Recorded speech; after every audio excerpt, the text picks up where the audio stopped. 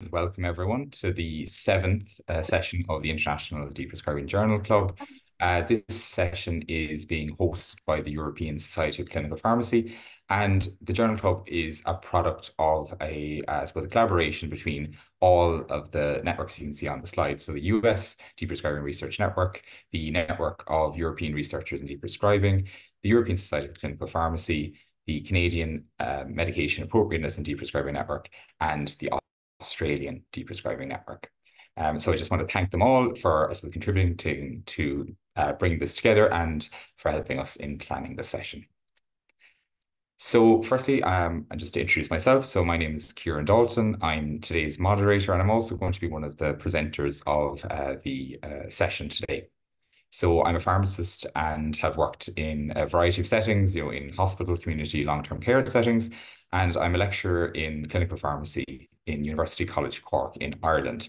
I suppose my, research interests primarily focused on maybe medication use in older adults, and with regard to deprescribing, maybe specifically, I obviously like prescribing cascades, the behavioral science, I suppose, underpinning medication use, pharmacist advancement in the role of deprescribing, and also looking at computerized interventions regarding medication appropriateness.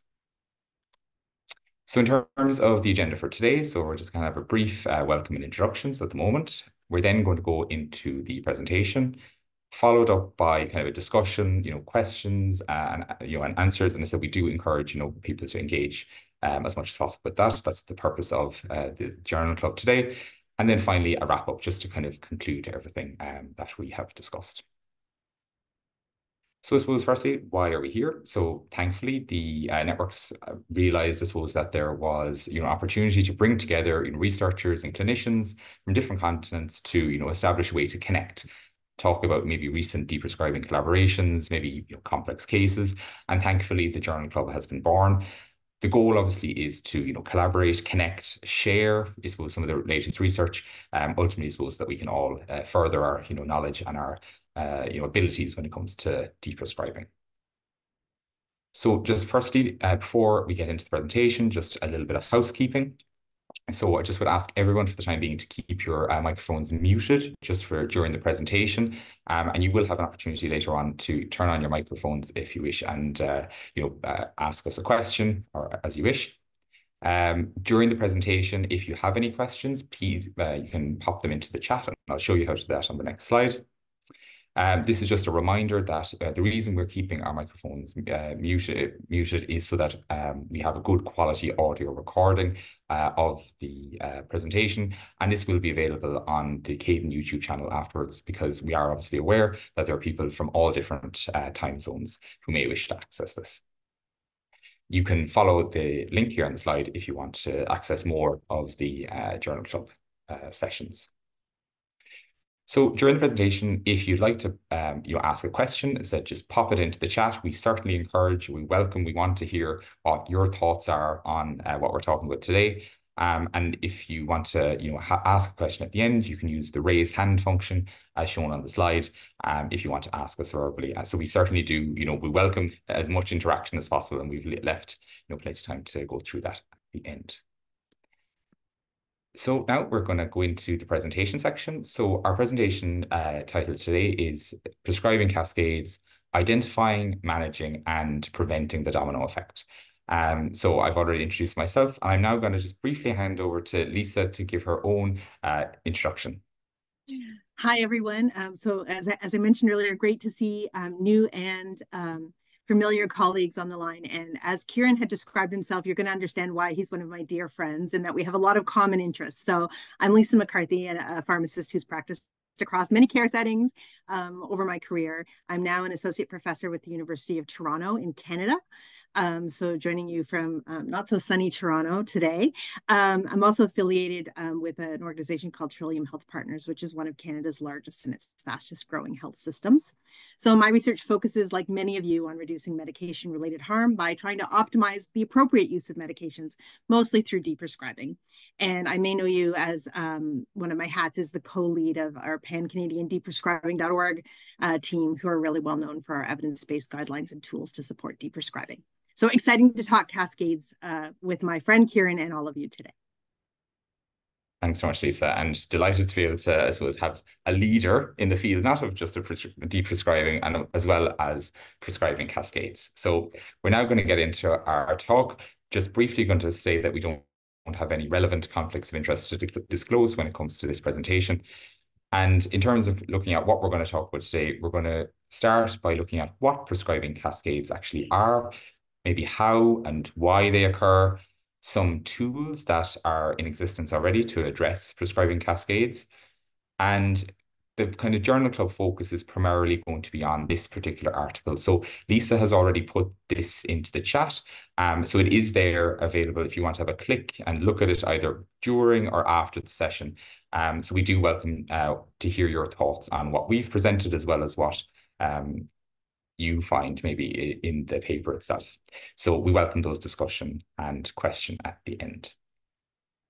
So firstly, let's ask the question, what actually is a prescribing cascade? It may look something like the image here on the slide, whereby a drug is used, drug A, it causes some sort of adverse or side effect, and we then see, a second drug B prescribed to manage or treat that side effect in some essence. Now, when the term was initially coined or framed in 1995 by Roshan and Gurwitz, they talked about a phenomenon whereby a drug caused an adverse reaction that was misinterpreted or not recognized. It may have been perceived to be another medical condition, which then resulted in the prescription of another drug or even other drugs to manage the adverse reaction. As we know, those additional drugs can lead to their own side effects, and subsequently it could lead to, potentially several cascades all occurring. So part of the, I suppose, the component there that I flagged was that the idea being the prescribing cascade to be misinterpreted. However, whether the adverse drug event was recognized or unrecognized is very context specific, and it's not always possible to know whether that has actually occurred. Even if the adverse event is recognized, we could see the prescription of a second agent that can still be I suppose the second agent can still be prescribed even if it is recognized. So that's kind of one aspect, the idea of recognition and non-recognition. That can then obviously then mean that we have either intentional prescribing cascades or unintentional prescribing cascades. Now, many of us may be more familiar with the idea of an unintentional prescribing cascade, where there's been something, misinterpreted, for example. But there are cases where, it might be appropriate to intentionally start a second drug. For example, if the patient's values and preferences have been considered, if there are, no alternatives that could be used instead of the first drug. So it may have been intentional and appropriate to start this particular drug B to help manage the side effect or adverse effect. Ultimately, maybe the majority of prescribing cascades are problematic. And I suppose that's why we want to, identify ways in which we can address them in practice. For Lisa and I suppose, we broadly take an approach whereby rather than definitively saying, that maybe the side effect is misinterpreted, we tend to take a very broad approach in saying that a prescribing cascade is where a drug is, prescribed to manage the side effect of another drug. So we appreciate that there's quite a lot of terminology going on: recognized, not recognized, appropriate, problematic. And that becomes, I suppose, more important when we look at, the literature. This slide gives us an indication that over, recent years in particular, there's been a surge in both the number of publications related to prescribing cascades, as well as the number of citations associated with that. Now, I suppose, which means obviously that there's growing interest in prescribing cascades, and maybe even why we're here today. So when we look at the literature, what we notice is that people tend to describe or define prescribing cascades in lots of different ways. And Lisa and I noticed this, and what we decided to do was let's actually look to see how these cascades are being described. So we did a scoping review and we looked at studies that had, prescribing cascade or a synonym mentioned in their title or abstract. What was really interesting is we found that only half of the studies actually had a definition that aligned with the original terminology, saying that the side effect was, misinterpreted. We found that around one quarter mentioned about the idea of recognized or unrecognized, around a fifth mentioned about appropriateness, inappropriateness, or problematic or something like that, and around 5% mentioned the idea of intentional or unintentional. So I suppose what we're ultimately showing here is that there's considerable heterogeneity in the way in which prescribing cascades are defined. And the reason that's important is because if, we can't, I suppose find maybe some sort of, common ground on how we define them, then it makes it difficult for researchers to be able to, identify or maybe even establish the prevalence of them. But it also makes it maybe difficult for healthcare professionals and patients to actually conceptualize them, identify them, and ultimately, prevent and manage them. So I'm now going to hand you over to Lisa to talk a little bit about maybe some of the work that has been done on how we can address these in practice. So thanks, Kieran, for walking us through some of the nuances in terms of the terminology and its evolution over time. And one of the needs in this field is to come to an operational definition that can be applied for both research and clinical practice around prescribing cascades. Around the same time that kind of understanding was evolving, our Canadian team actually conducted 2 sets of interviews to try and understand how and why cascades occur. And you can probably understand that this was challenging, particularly in light of kind of not being exactly 100% clear within the community about what is a cascade and what does that mean. So in total, though, we conducted 51 interviews, about 18 patient cases across 3 different care settings based here in Ontario, Canada, which is where I'm based. Now, all of the cases were focused on older adults, so people aged 65 and over, who experienced at least one prescribing cascade. And in both of those studies, after the interview, what we did is we started with the patient case, and then we asked the patient for permission to contact and interview anyone else who might be able to share information about their experiences with the cascade. So that could be their caregiver, it could be their physician, nurse practitioners, or pharmacists involved in their care. Now, we've learned a lot from the studies, and you may have heard me speak about those before, but today I really want to kind of focus on 3 things. So first, as Kieran kind of alluded to, defining cascades is complex, but so is addressing them. It's both complex and contextually situated.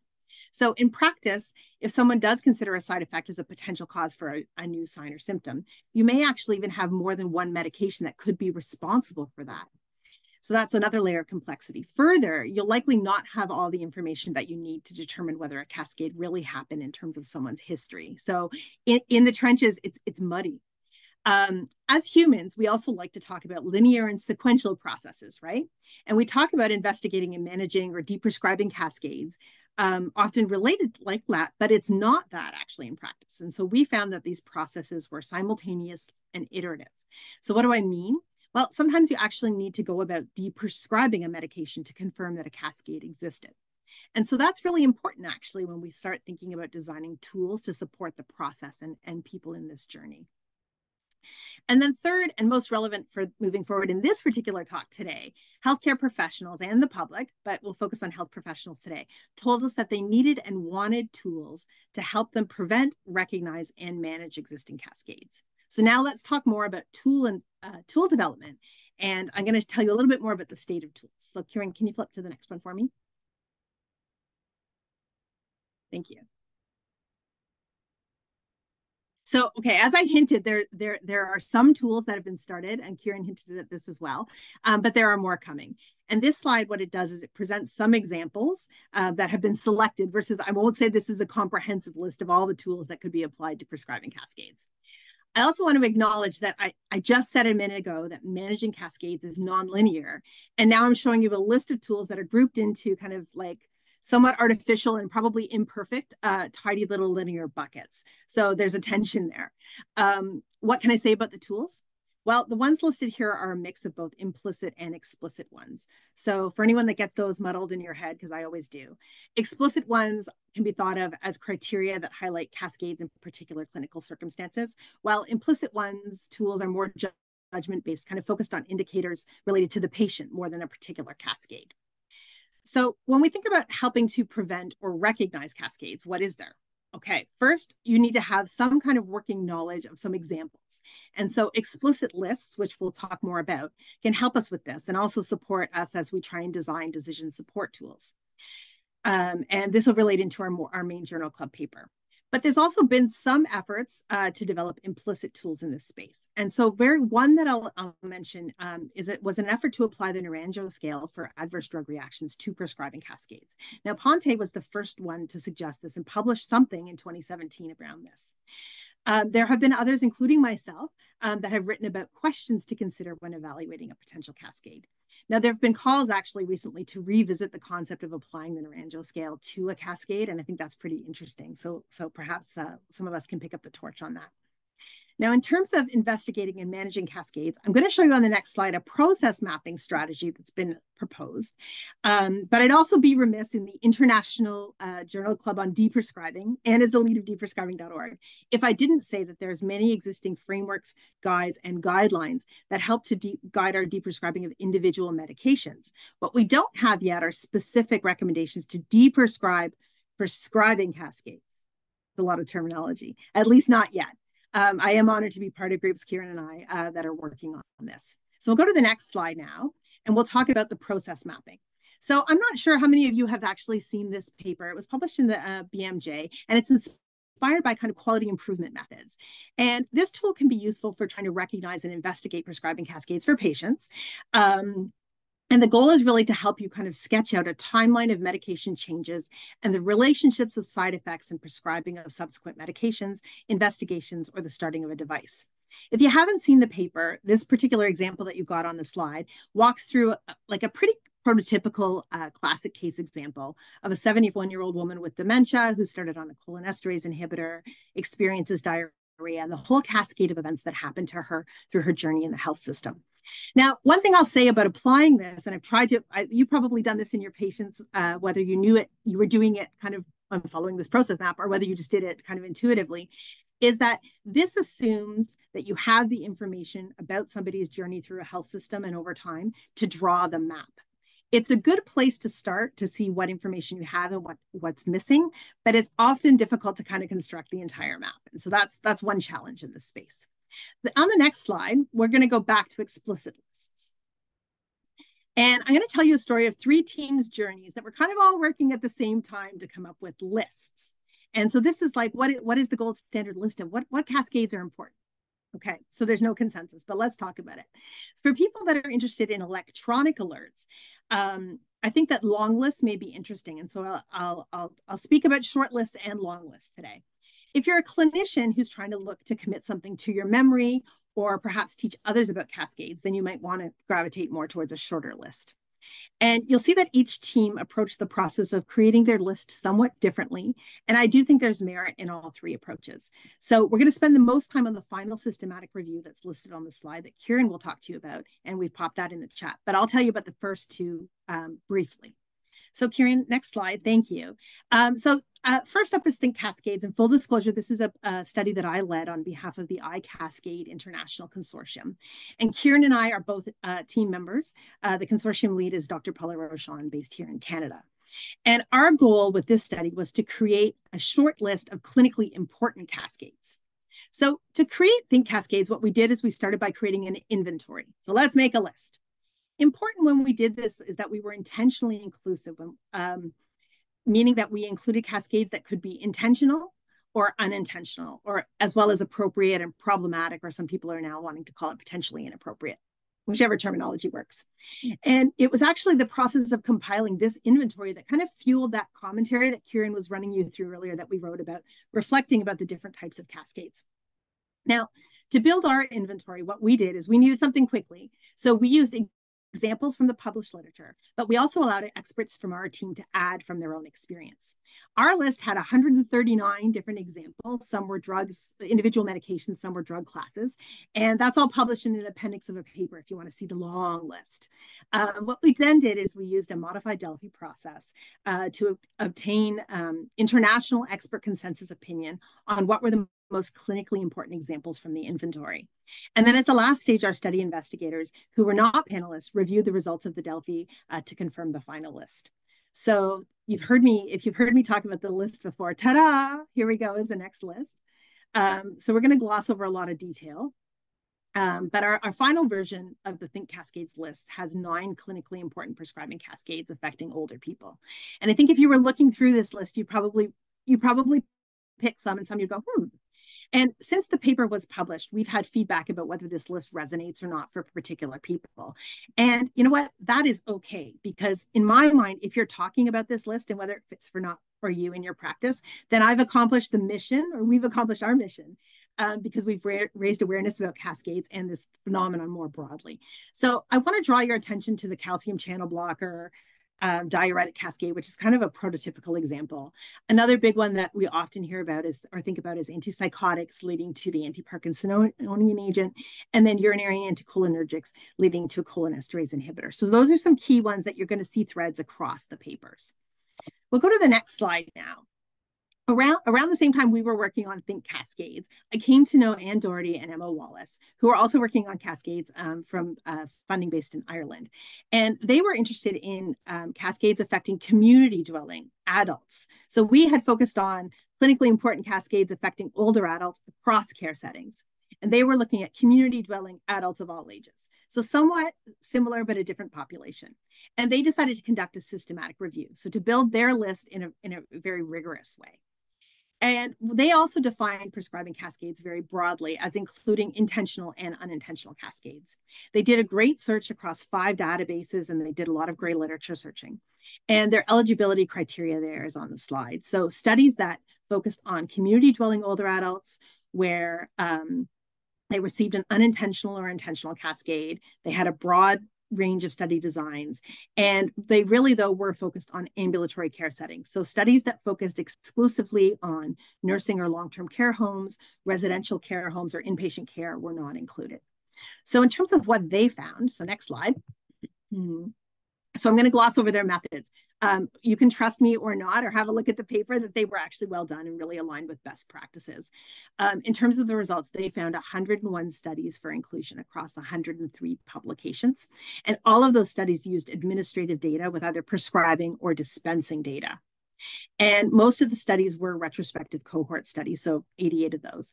Interestingly, of the 101 studies, 62 used prescription sequence symmetry analysis methods. Now, we're not going to dive deep into PSSA methods here, but if you're unfamiliar, these studies use a case-only approach. So they start with people who've had the outcome at the beginning of a study, and then who have received both medications in a particular exposure window. You go on then to calculate ratios of people who've received medications in particular order and get prescribing cascade signals. And I purposely glossed over that. So please, if you're a PSSA expert, forgive me for what I've just said. But there have been scoping reviews of SSA methods for cascades. And what they found is that it's a useful tool, but there's a risk of both false positive and false negative findings. So we're maybe not catching all of our signals, which is okay. And Kieran may have more to say about that today. In terms of specific cascades, this review found that the most number of studies for cascades is all listed on the slide, with the studies examining them occurring all within 3 months to 1 year following the initial medication. You'll see here some familiar ones from what I just said about Think Cascades. So all of these actually were included on our Think Cascades original inventory of 139. And all of them, except for the inhaled steroid to antifungal, made our top 30. So after our first Delphi round, but only the CCB and the antipsychotic made the final cascade list, or Think Cascade list. So I think this is an interesting study because it provided us with a long list of cascades. They also took a very thorough risk of bias assessment of every study. And I find it interesting that we had some, but not total concordance between Think Cascades and what was in the literature. So Kieran now is going to take over and tell you more about the newest published contribution in this space. And full disclosure, I was honored to be part of that study team, but credit to Fatma Karan-Pinar and the study lead authors for spearheading that. Kieran, your turn. Thanks very much, Lisa. So as we said earlier, if you want, you can have a look in the chat. There is a link to this paper. So if you want to have a look at it yourself, either during or afterwards, and I said we do welcome your feedback on this. So I think if we take what Lisa has already said about some of the papers that have been done to date, they have provided, a short or maybe a longer list of prescribing cascades. But where the gap appears to be is that there isn't any, recommendations on how we address these cascades once we are aware of them. So what the team here have done is that they've done a systematic review to look at prescribing cascades with, recommendations, I suppose, on how that they might prevent or reverse prescribing cascades. And importantly, they've also included some dose dependency information. So looking at, for example, if you lower the dose, might that help, reduce the risk of an adverse drug reaction or the prescribing cascade occurring? Importantly as well, we need to note that in this study, they looked at prescribing cascades related to confirmed ADRs. So that's an ADR that was confirmed in the product literature. Now, I think it's more we go into a little bit more detail on how they defined a prescribing cascade and what was eligible. So in their review, they described prescribing cascade whereby it was one medication, the first medication, the index medication, causing an adverse drug reaction that was confirmed in the summary of product characteristics for the drug, so the SPC. This would then lead to a second medication being initiated that would treat or manage the adverse drug reaction, and this was considered the marker medication. Importantly, they included studies only where there was a significant association between the index and marker medication, so confirmed in at least one study. And they did then also include positive controls as part of the eligibility. When it comes to their exclusion criteria, then we can see that they actually excluded intentional, prescribing cascades, which is different to some of the two previous studies that Lisa mentioned. They also excluded things whereby there is maybe a medical device or product used to treat an adverse drug reaction. So very much focused on, a drug being used to manage the side effect of another drug. They also, I suppose, excluded ones where there was maybe not enough specificity. So, at higher levels of the ATC, classification system, for example. And they also excluded medication that were not found in the EMA or the FDA, websites. 5 databases were searched up to September 2021, and they did a comprehensive search looking at both forward and backward and forward citation searching. They included studies in English that reported, a statistical analysis to either identify or confirm prescribing cascades in adults, so 18 years and up. And this included some of the similar methods that Lisa already mentioned, so PSSA, as well as regression analysis, and a few other ones that I'll show you on the coming slides. Importantly, they excluded publications that were, case reports, case series, reviews, and those with hypothesis-free or discovery-driven analyses. And that's important, as Lisa alluded to earlier, because that might help reduce the risk that we are having these, false positives or false negatives with regard to prescribing cascades. So, for example, they may have excluded some pharmacovigilance studies that use data mining techniques to detect, unconfirmed potential ADRs that, would maybe not be in the product literature, for example. So moving now to the results. So in their review, they found 95 publications. And you can see that nearly 60% of these were in the 10 years prior to the search being done. So from 2011 to 2021. So again, indicating that interest in this area. Like the previous review, the majority, around 84%, were cohort studies with smaller, the rest of them then being case control studies.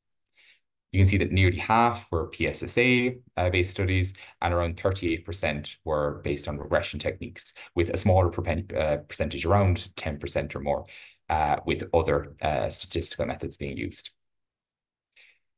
The previous review had focused only on, community dwelling adults, and you can see here that, over a third of these were based primarily in primary care settings, and you can see that around 28% were a combination of settings. So I suppose, there were lots of different settings involved or included in this review. In the 95 studies, they had actually identified 571 non-distinct prescribing cascades. And what I mean by that is it might have been, whereby they were quite similar, drugs or drug classes. So what they did was they grouped the prescribing cascades together. So for example, if it was applicable, they might have pooled together some of the ACE inhibitors into, one distinct prescribing cascade. You can see on the diagram here, I have provided, I suppose, some of the ways in which they have excluded the prescribing cascades throughout their searching process or throughout their review process. So you can see that they excluded ones whereby the ADR was not confirmed the SPC. They excluded the where there was no significant association between the index and marker medication. And they also excluded where there is no dose dependency analysis or if there's no recommendation provided to, manage the cascade. Now, really useful if people want to have a look online, you can see in their supplementary material, they have provided all the different, cascades along the way and the different references to the publications that were, excluded. So I would, it's very useful, especially for researchers, if you want to have a look, because that might, I suppose, represent future opportunities to investigate where there maybe wasn't the evidence to include in this review. So ultimately, we were left in this review with 52 prescribing cascades that had dose dependency, analysis, or had a recommendation to help, either prevent or reverse the prescribing cascade. So now let's look at this, their results, and you can see they've produced this really useful table. So I'm just going to talk you through what, I suppose, their results look like. You can see in the first column that they have provided the index medication. After that, they've shown the adverse drug reaction. After that, they've shown the marker medication. They've shown the analysis method. So, whether it was, done PSSA, regression analysis. They've shown whether there was a dose dependency analysis or not and how that was performed. And then in the last column, they've given a recommendation, whether it could be possible to either discontinue, lower the dose, or switch the index medication. So maybe taking Lisa's classic example that she mentioned earlier, the calcium channel blocker, many of us might be aware that it can cause peripheral edema, such as ankle swelling, and that may then necessitate or warrant maybe the use of a diuretic. Some people may consider starting that, even though it's likely to be potentially inappropriate. And they've shown here that this is a dose-dependent, association. So that means that if you, increase the dose, it might be more likely for this, side effect to occur, and also then may be more likely for the prescribing cascade to be initiated. If you look at the far right column here, you can see that it does then suggest that you can, potentially discontinue, lower the dose, or switch the calcium channel blocker, for example. So you can see this is obviously very useful, information, and that's why this paper was chosen as something useful that I think many people will appreciate today. So even though there were 52 prescribing cascades, identified, only 12 of them, so just under 1/4, had actually dose dependency analysis. So showing that there was, a dose dependent, association between the initiation or between the drug being used and the ADR occurring. So, for example, then all of the 12 were significantly associated, or there was a confirmation with regard to the dose dependency. The only kind of conflicting result was the top one here, whereby they're with the inhaled glucocorticoids leading to oral candidiasis, which Lisa referred to earlier. Lastly, when we look at the recommendations to switch, so only 42% of the prescribing cascades had, a recommendation to, switch the index medication. But when then they delved deeper into that, only 3 of those actually recommended which medication to switch to. So for example, an ACE inhibitor, many of us are aware that it causes a dry cough, and then the natural maybe switch would be to an angiotensin receptor blocker. In contrast, for example, the example I gave on the previous slide, the calcium channel blocker could be switched to maybe another antihypertensive if that's what the indication is for, but there wasn't any recommendation or information given on which medicines to switch to. So you can see that this, I suppose, gives us an initial idea of how we might go about addressing or reversing prescribing cascades, but there's still some research gaps that we need to address. So in terms of some of the limitations of this review, some of the cascades were assessed in many studies, whereas others, there was only one study maybe addressing it. They gave, obviously plenty of information with regard to each of the cascades, but there wasn't any sufficient information with regard to how these might change by country, culture, or setting. I suppose both a strength and a limitation is that the ADR was confirmed against the SPC, so that's obviously really positive. But part of the issue there is that we may be then missing signals. So, for example, there may be studies out there that the ADR hasn't been put into the SPC yet, but it might be a useful prescribing cascade that we should would like to know going forward and may need to address in the future. In terms of the strengths, it explored the dose-related, dose dependencies. So, whether increasing the dose might increase the likelihood of the ADR, the prescribing cascade, occurring. And then most importantly, it has given us information on how we might go about managing cascades, not just providing a list of the prescribing cascades. So I think that point is, I suppose, making it a really important starting point going forward for interventions on how we might go about minimizing prescribing cascades. Lisa alluded to earlier that clinicians want ways on how to manage prescribing cascades, and that's why the likes of the deprescribing.org guidelines have been so successful, is because they provide strategies on how we address those. So going forward, maybe that's the type of thing that we need for prescribing cascades. I showed previously that there was maybe not enough information on studies showing whether lower doses can reduce the risk of cascades. And we also showed that there wasn't maybe enough evidence to show what alternatives we can switch to. So I suppose that's maybe an indication for people, maybe even on the call today, to look at what areas that we can look into exploring further. And lastly, we've provided lots of examples here today, but it's really difficult for us all to remember them. How are we possibly able to remember and identify, especially when we're busy in our practices? So I suppose there's that suggestion of how could we create maybe electronic decision support tools to help us identify and manage these. And just to give you an example of a recent study that's just about to be published in RSAP, showing that it would be positively welcomed by the likes of community pharmacists. So 84% of those in Ireland agreed that having something like sort of electronic alert might help, and would be useful in identifying and flagging potential prescribing cascades. So now I'm going to hand over to Lisa for the discussion. Thanks, Kieran. I'm going to add one editorial comment. As Kieran and I talk about what the community pharmacist said with wanting the alerts, and we've done some work on this in Canada, and primary care teams also want alerts, although they say they want to be able to opt in rather than have them pushed at them. And so I think probably a lot of us in the tool design support space understand the sentiment of that in terms of alert fatigue and all of that. So I think we've got work to do in terms of figuring out exactly what goes in those alerts. So I'm excited to see more about what Kieran's work is proposing in that space. What we're going to do now is open it up kind of for the most valued part of the journal club, which is the discussion. So we've got some possible conversation starters that are on this slide, but we're by no means bound to those. So we really wanted to know, Kieran and I, we'll give you our kind of food for thought at the end, but we'll talk now for a good 10 or 15 minutes about, what are your thoughts from hearing all of this? So it could be, what are your experiences with cascades in practice? Could be around what have you observed from the paper or for what Kieran said in terms of strengths and limitations. We'd also welcome your thoughts about gaps in existing tools or suggestions to kind of move forward in terms of needs.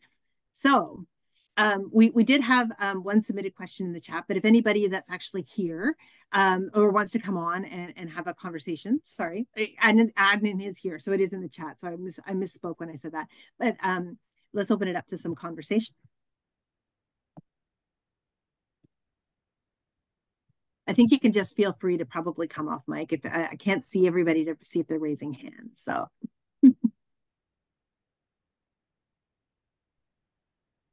I was going to say, sometimes you don't have a choice, right?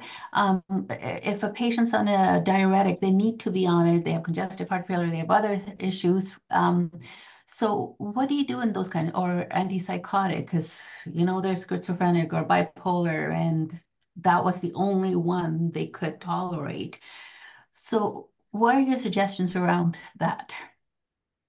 You know, Ravinder, in the commentary that Kieran mentioned at the very beginning, where we talked about something being appropriate and problematic, he alluded to if a clinician makes a decision after having weighed all of the best, like all of the risks and benefits, and considering the options for your patient, and then writes an intentional cascade, then that no longer is a problematic in my mind. That's a situation where you've assessed it, you've knowingly made the choice, and you've weighed the risks and benefits at the time. My caveat to that would be to continue, you know, to periodically reassess whether that cascade makes sense for that patient. But I think you're right. There are some times where we're dealing in kind of a best of bad options situation.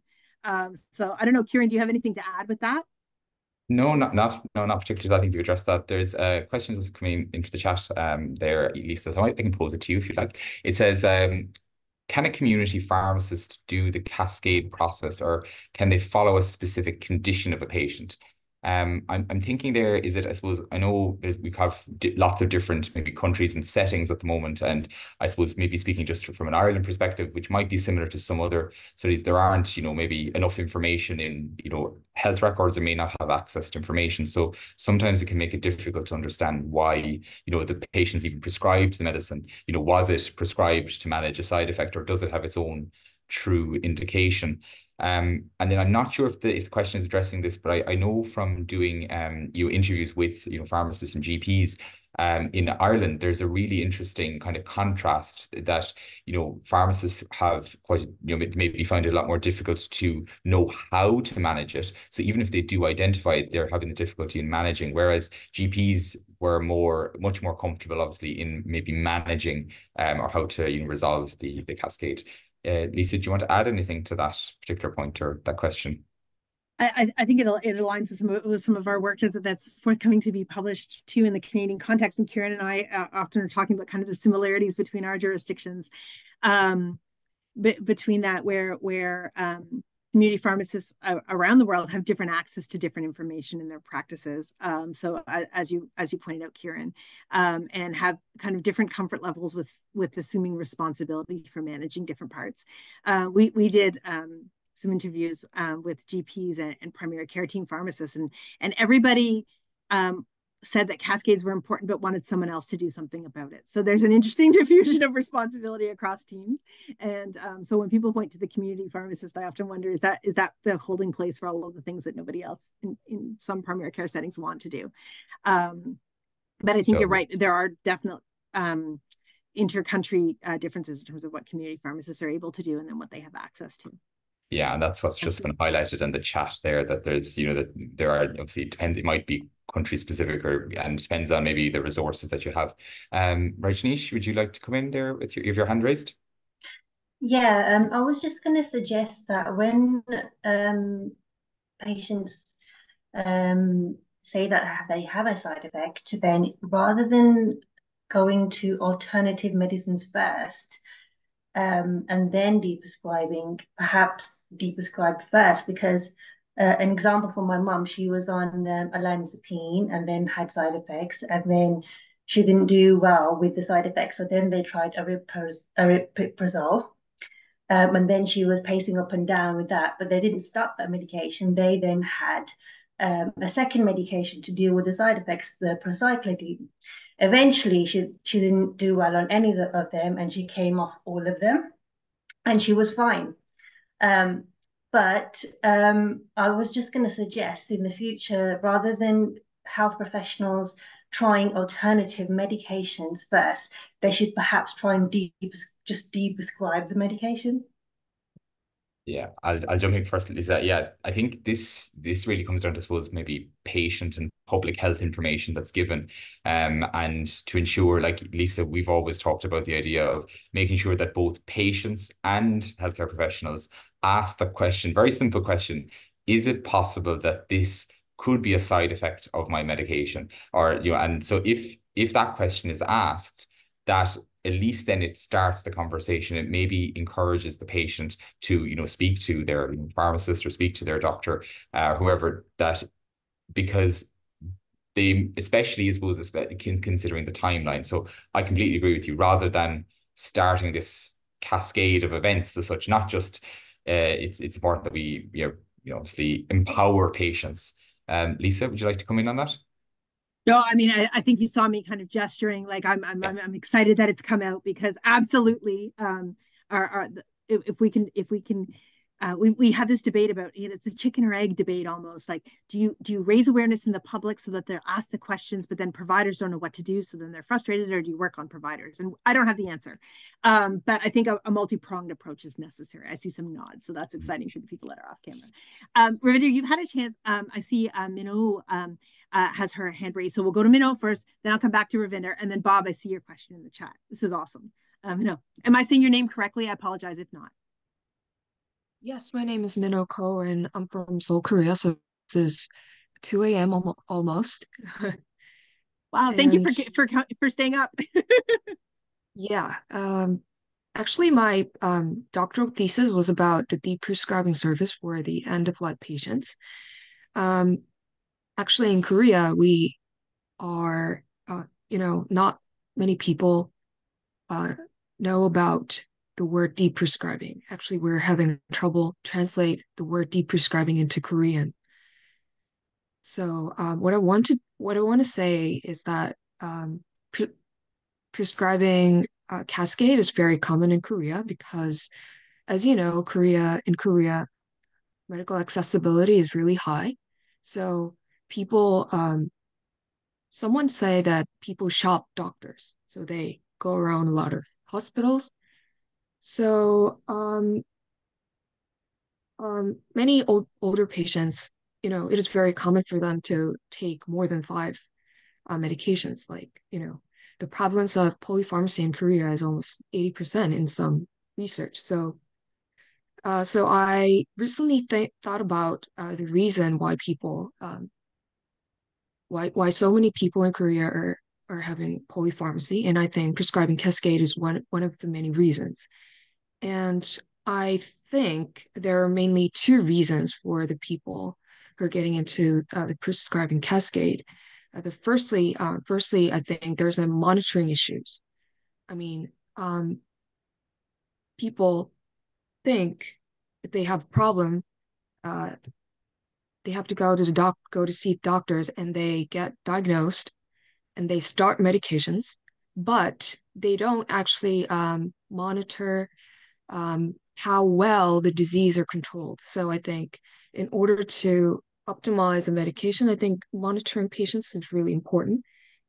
And the second reason is that, obviously people see a lot of doctors. So what I want to ask for people from all around the world, from various countries, are there kind of systems that you can monitor the whole medications that patients can take?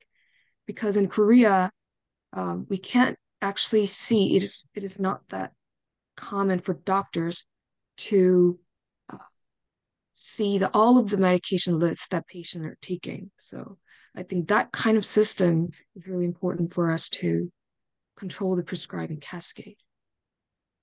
Yeah, that's all. I think you make some very important points.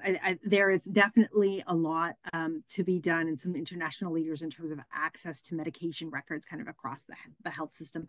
People who are in the UK may cringe. People often talk about the NHS as being a leader in this space, and they are going to tell me all their limitations of that.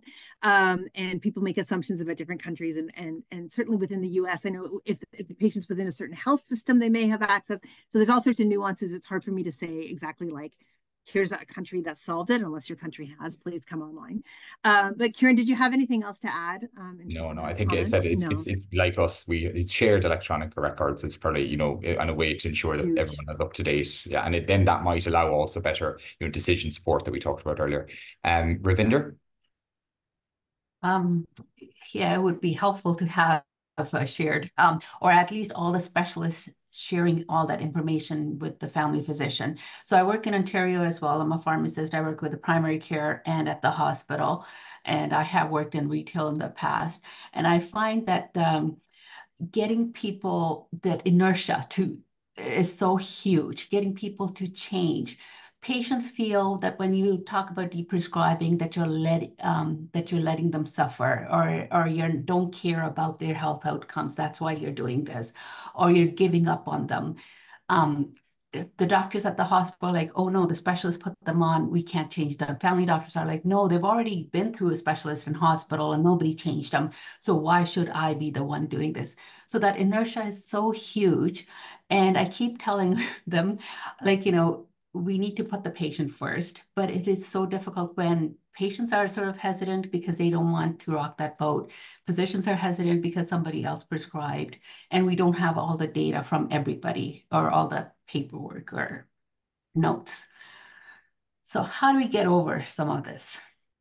I think you are asking some of the quintessential questions in our field around how do you overcome clinical inertia. And there's a lot I could say probably in terms of like individual tips and tricks for your own practice.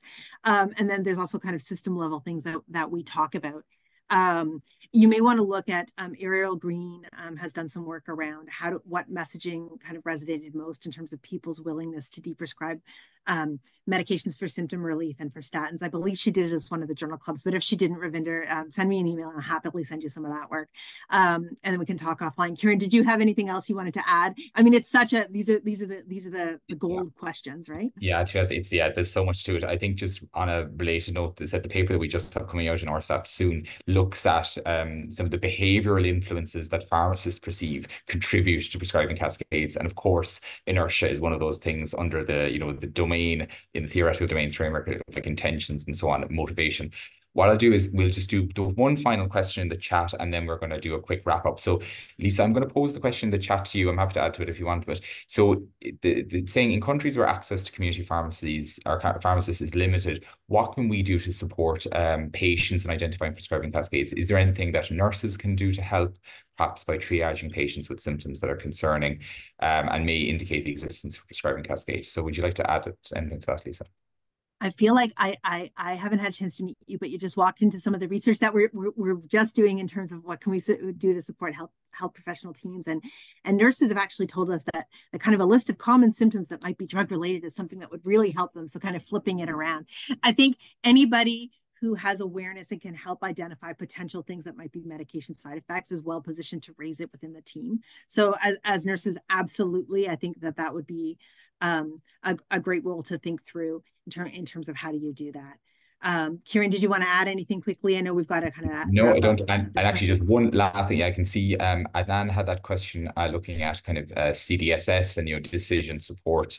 I think he was looking at kind of to do with alternatives. I think it's, if you are building that kind of decision support relation to prescribing cascades, ideally it should maybe have suggestions where possible. And I suppose that's why the likes of this review is so important. So I think that's important. So we're just going to move on to the last slide. So Lisa. Yeah, we'll just do a little wrap up. So thank you to everybody for your engagement and kind of coming online and raising, again, some of the gold standard questions in the deprescribing field, as well as those specific to cascades. Kieran and I often talk, and with other colleagues who are on this call and not able to be here today, about what we need to do to move forward. And so to close our discussion, I wanted to tell you a little bit about some of the directions that we're thinking through. First, we have already talked about that there is work to do in determining what is a cascade and what isn't, particularly in terms of what we care about. There's a lot to do in terms of raising awareness about cascades. And if you've heard me speak before, then you'll know that I sometimes kind of joke about, like, once you start seeing cascades, you're going to see them everywhere. I'm probably only half kidding. I think it's true. And then finally, like healthcare professionals, like clinicians, however you define them, some people have told me that they don't consider themselves a clinician. They want tools and resources to help recognize, manage, and prevent cascades. And so there are several minds that are kind of trying to put our heads together with this lofty goal of designing something, of course, that's going to be highly useful and applicable across care settings. Our challenge, of course, is to do this while considering the nuances that have come out in this call and the important contextual factors that we often hear about. So if you're interested in tool design, we are hoping actually to continue this conversation at the upcoming ICOD conference. And Kieran's going to mention a little bit more about that. But thanks again for the chance to talk with you in this forum today. Kieran, back to you. Thanks, Lisa. And yes, please do get in touch. We love Prescribing Cascades, so we want to hear from people if people are interested. We want to thank the organizing committee from all the different networks. And look, if you are interested in either, being involved in the planning of one of the journal clubs, or you want to, suggest a topic, get in touch with Caden. You can see that the information here in terms of the contact details. Lastly, we just want to thank, firstly, the European Society of Clinical Pharmacy for the opportunity to present today. As Lisa alluded to there, ICOT 2, the International Conference on Deprescribing, is taking place in Nantes, France, in September 26th, 27th. So keep that in your calendar. We hope to see as many people there as possible to chat deprescribing, prescribing cascades, whatever you want. And the abstracts submission is still open, so submit if you're interested. The next journal club will be hosted by the Australian Deprescribing Network. That will be in May 2024, and just the final details are being put together for that, so they will be announced on the that website. And then lastly, and very importantly, please do provide your feedback. There should be a poll in front of you. Also, just to give your feedback on the session. And it's really important that you do give us the feedback here, so that we can obviously learn from it and build on for the future journal clubs. So thank you very much, everyone. And that's the end of today's session. Please do fill out the survey, and we look forward to hopefully engaging with you either online or in person, either in the coming months, years, and so on. So thank you very much, and thank you very much, Lisa. Thanks, everyone.